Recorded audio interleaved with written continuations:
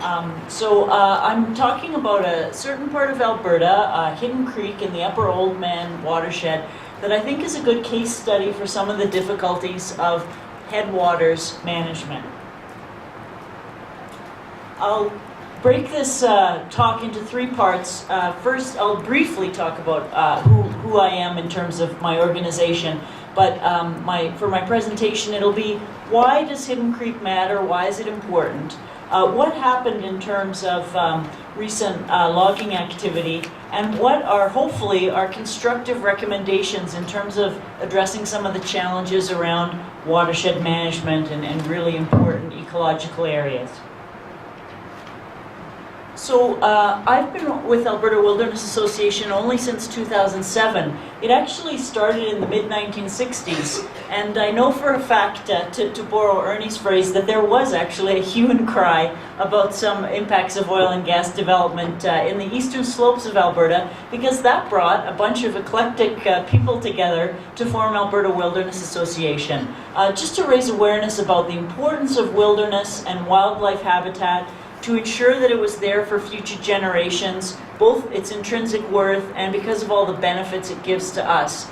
And so one of our big focuses over the past decades has been a network of protected areas. You'll see on our map the tan colors where we feel that there needs to be a heightened level of management, and also really good policies on the working landscape in terms of land uses and watershed health.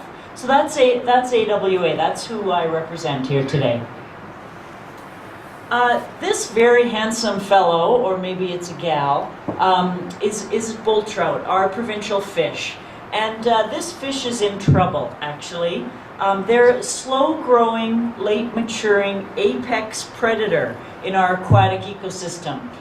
One fisheries biologist has called them grizzlies with gills, in the sense that they're top of the food chain, and they're also an indicator about the health of watersheds because of their sensitivity to human disturbance. They've had significant reductions in both their range and numbers, probably at least a third reduction in their historical range. They still are in all eastern slopes watersheds, but they used to go well into the boreal parkland and prairie reaches of our major rivers. That's from the Peace down to the Oldman.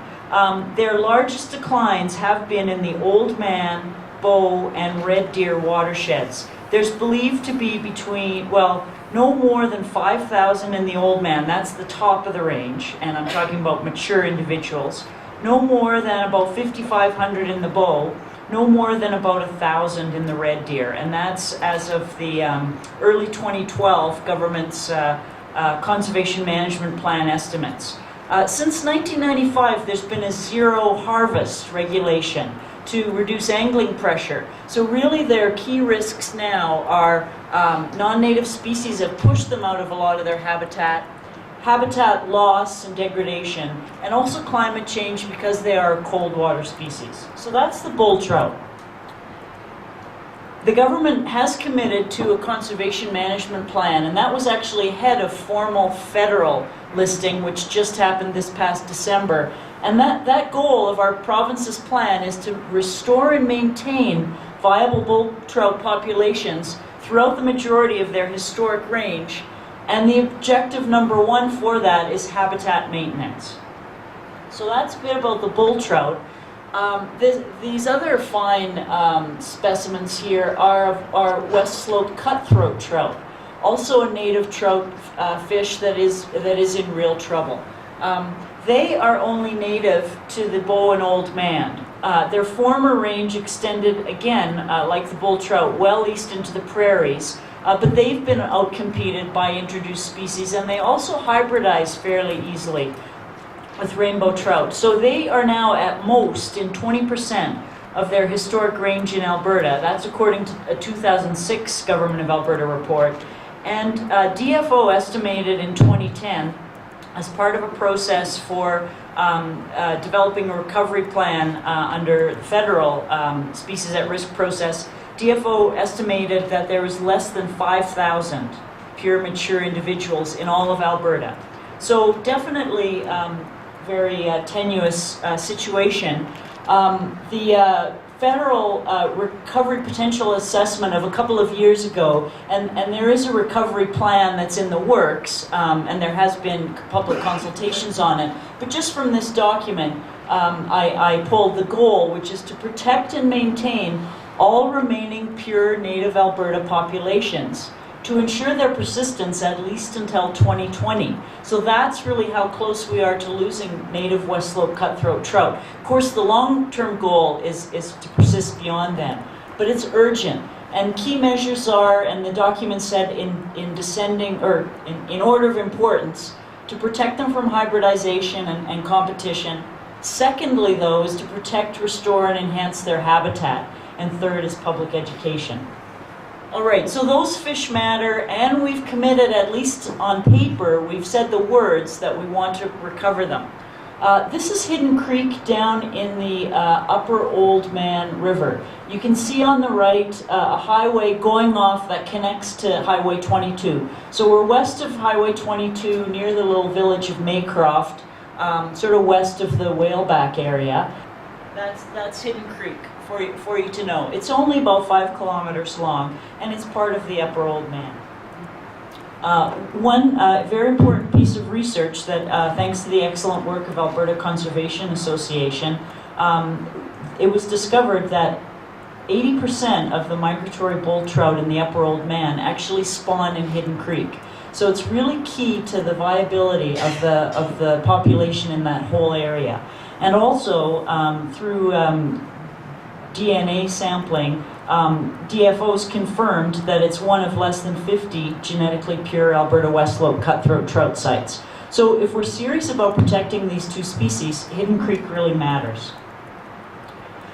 It has clean, sediment-free gravels, which is what these fish need, both for incubating eggs and for the vital insect habitat. Need spaces between gravels and clean flowing river. It also has groundwater upwellings, and that's really important. Bull trout lay their eggs in the fall.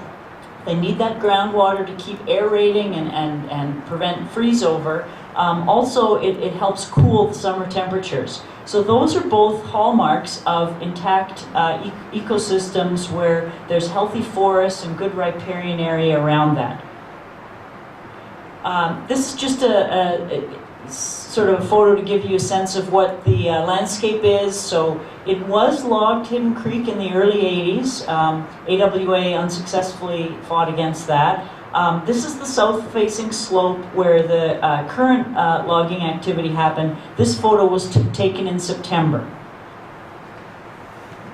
Under the operating ground rules that govern this forestry plan, it's called the C5 Forest Management Agreement area.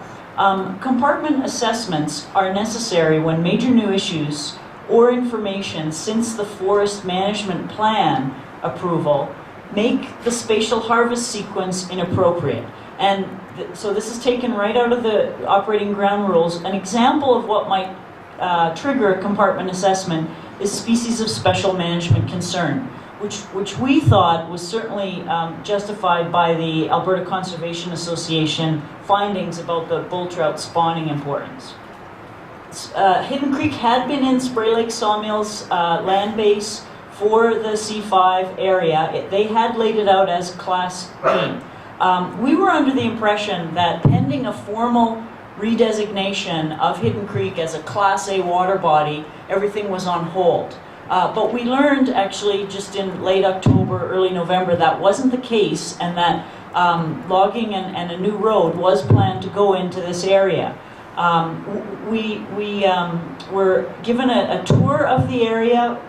When I say we, I mean Alberta Wilderness Association, by Spray Lake Sawmills in December, which we really appreciated. And then we met with ESRD in early January. So we've been piecing together information. We learned that if there had been a formal decision to hold off any logging until redesignation, that was overturned. The government of Alberta instead said a compartment assessment is not necessary. That was their judgment call. Instead, treat this as a Class A water body and resubmit. And I'll get into in a second what that means. So at that time, in early November, we urged the Premier, actually, as well as the Minister of ESRD, to suspend road building and logging pending a fuller environmental impact assessment because of this trout habitat, and also public consultation. At the same time, we issued a Freedom of Information and Privacy request, a FOIP request, to find out more about the internal decision-making, why there was going to be this activity in this very sensitive and important creek area. So the rules under a Class A water body, which are written right into the C5 ground rules, are no roads, bared areas, or timber removal within 100 meters of the high water mark. And as you'll see later, that unfortunately there was a very big, serious deviation from that, but that's the rule. Also, minimum vegetated buffers along 2 kilometers upstream of this Class A water body. And these are the rules, that there's minimum buffers for so-called intermittent drainages of 10 meters and ephemeral drainages of 5 meters. We actually wouldn't think those rules are sufficient, but those are the rules. So this is I'm sorry it's sort of small and it'd be hard to see the details, but the logging plan that was approved to start with road building in late November 2012 sort of proceeded with this map. And I guess just a few things to point out that I think you could see. The red line is the new road that's going in, and notice it does not cross Hidden Creek, which is to the south of it, and that's a good thing. And Spray Lake Sawmills did take care with its water crossings on these tributaries that they were reinforced where it was felt that there might be some slope erosion because of water. There was a big bridge structure with silt screens and so on. There was care around that. Another thing to point out, the yellow shows where the different cut blocks are, and it's very hard to see with this scan, but there's also a very faint line that's just north of Hidden Creek, which is an old seismic trail. Part of the road, which I'll just point to here in a sec, part of the road of the new logging road was allowed to intersect with that seismic road. I'll just point that out.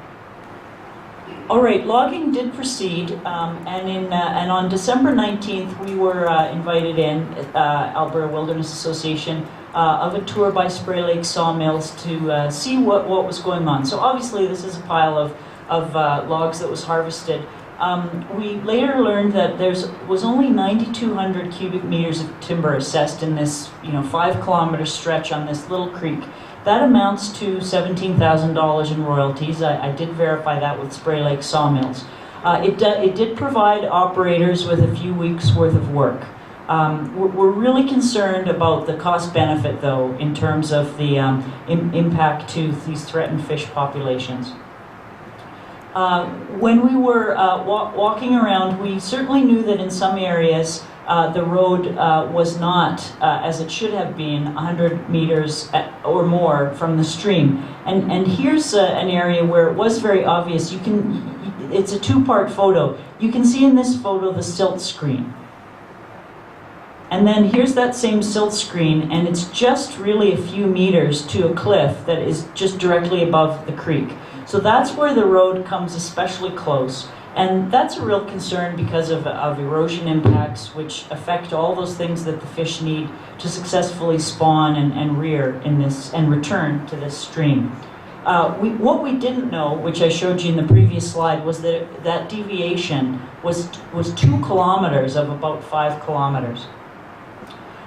This is really the same shot that I took, or that was taken in September, very close by, showing the new road and with the steepness of the slope. This is a tributary buffer. It's not illegal. Spray Lakes walks the tributaries, they measure, they make the choice about intermittent or ephemeral. As I said earlier, we don't think the buffers are wide enough. They used minimum buffers in this case, but that is relatively little in terms of potential impacts. This crossing is well done right now. The concern is the long-term maintenance in terms of silt screens, because we know in other areas in the Oldman those have deteriorated, and then they function, very poorly in terms of controlling sediment. So that's more of a longer-term issue. And just the upslope, this is a south-facing slope, so Spray Lake Sawmills is pretty confident it will dry up and harden up. We still see it as a risk. Here's a view of that old seismic road I was talking about, which is lower down on the right of this picture, with the new road coming into it. Now that old seismic road was to have been closed. Forest Service did agree to close it back in the 1980s, but OHV traffic has effectively reopened it. So that's another of our kind of reclamation concerns. Okay, we had asked at Spray Lakes, and they referred us to the government, what were the kind of detailed harvest assessment plans that were done? Because in the operating ground rules, it says detailed harvest area plans are required when there's higher than average potential for an environmental damage. And these plans shall include a map of appropriate scale to the issues and describe how the concern will be addressed in operations. When we met with the government, Spray Lake Sawmills gave us this map. When we met with the government ESRD in early January, they told us that the detailed harvest area plan was mainly a map with a really good legend. And it was at a 1 to 5,000 scale with skid directions, spur roads, sensitive recharge areas. So on this legend, again, it's too tiny for you to see. So over on this side, we can actually see, this will be hard for you to read, but it does say the 100-meter buffer. So if you extend this, it kind of shows the extent of the road that is a deviation, that is too close to the creek. Here's where it was closest with that silt fence. This says proposed silt fence. I guess we were a little taken aback. This is as much as we saw, that this constituted really a detailed risk mitigation plan. There may be more. Our FOIP may reveal that, but this is all we were shown. In addition, when we met with SRD, we were allowed to look at an annual operating plan, and I'll get to that in a minute. Meanwhile, we'd written, as I told you earlier, to Minister McQueen and the Premier, and we received an early January letter saying, yes, we value these fish species, that's why we reclassified the water body to Class A, and that there were only 3 small portions of the road as exceptions to this buffer, because the higher ground was too steep to put a road on. And Public Lands Administration regulations will allow for improved land management. So we do appreciate that reclassification. What our concerns really are is how much deviations there was, and we learned, we really just learned that at the January 8th meeting. So we also learned that while there is, as we already knew, a coarse watershed level assessment of indicators and modeling of habitats and hydrology, there is no there's no activity to rework those indicators at a smaller watershed level on the scale of Hidden Creek. So there really is not a kind of hydrology study or assessment for that particular area before logging happens, despite those threatened species. The road buffer deviation was documented, we were told, in internal referral process. But we were allowed to see, we weren't allowed to copy, there's no electronic version available to us. We did see an annual operating plan. Unfortunately, and again, to our surprise, the only deviation noted in that annual operating plan was part of a cut block that's too close to the, that's not outside that 100-meter buffer. So, and also SRD did talk about how they ensured Spray Lakes took extra care with New Road in terms of laying out for drainage and trying to select the best site for slope, and also how it would be promptly reclaimed. They have not yet committed to actually going a bit further and addressing the historic seismic road, but we're in ongoing discussions with them. So I guess overall our observations are in this process that it's not built into a watershed scale plan, and it needs to happen at some point, is ecological risk assessment for significant new findings that actually look at what the impacts of logging will be, given that some of these valued species are really on the edge.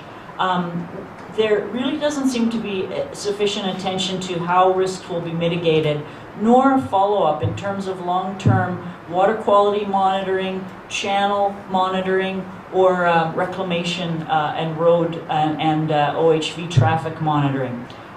Transparency is an issue. We had very limited access to plans. We didn't have access to plans ahead of time. The annual operating plan really should be available, and there should be a bit more details around reclamation and risks.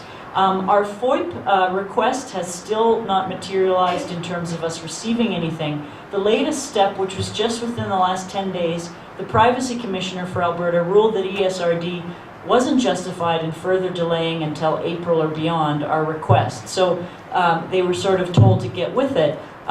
It's just to give you a bit of an insight, it's very onerous for a nonprofit to spend a lot of time negotiating about a Freedom of Information request. A lot of it may be heavily edited, and it's a long time. So that's really not the way to do collaborative ecosystem-based forestry management. And so, unfortunately, although we do believe that, the minister who told us when she first came in really wants an ecosystem-based forestry system, we still think we're far from that, and that the timber supply mentality still prevails. And I hope I've given you evidence to kind of back that up. Our recommendations are that we really need to set disturbance thresholds, both at a coarse scale, but also in terms of key ecological areas that match what our goals are in terms of both overall ecosystem diversity, species diversity, and valued species at risk. We should think about saying no. That really wasn't an option on the table. The fact that the road was allowed to be close to the stream because moving the road up would make it too steep. Saying no to logging really didn't enter into that, and we feel that needs to be part of the options for such a valuable area. And we need to set benchmarks, which involves pre-logging monitoring, as well as long-term follow-up. The buffer rules really need to be assessed, for example. Finally, we would like there to be a bit more independent ecological assessments and less on the forestry company. There should be more transparency in terms of forestry company and government planning. More proactive would actually be much more desirable as well. There was no rule deviations, as I've outlined, were allowed. We couldn't see that there was any kind of requirement to offset or to go the extra mile to restore habitat risks or to mitigate habitat risks. And really the ongoing threat of reclaiming and restricting access points for other recreational users is still up in the air, as it is in so much of our headwaters. So that remains a concern. So I'll leave you with those thoughts. I'd be happy to answer questions. Thank you very much for your attention.